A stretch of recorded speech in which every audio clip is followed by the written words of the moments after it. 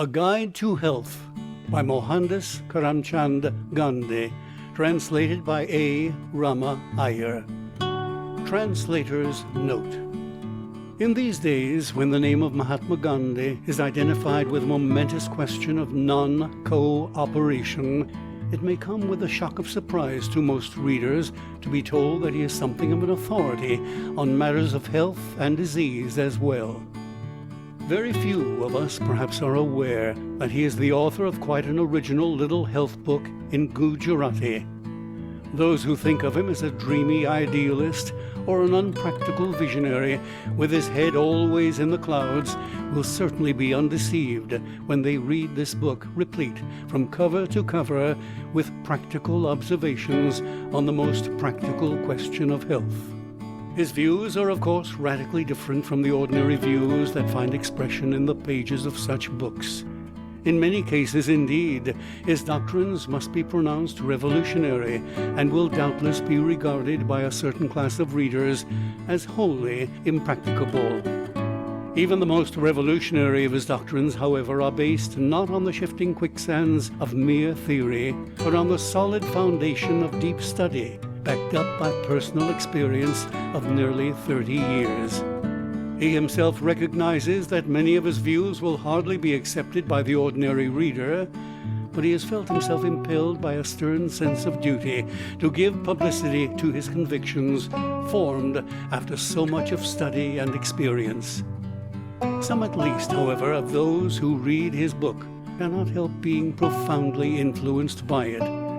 Such, at any rate, has been the case with me, and I have ventured to translate the book into English in the hope that others may also be benefited likewise. I should perhaps explain that I am not a student of Gujarati, the language of the original. I have used instead one of two Hindi versions of the book. I should also point out that I have not attempted a literal or close translation, but only a very free rendering into English. In some cases, whole passages have been omitted, and occasionally only the general sense of a passage has been given. It is hoped, however, that in no single instance has there been a misinterpretation of the original words.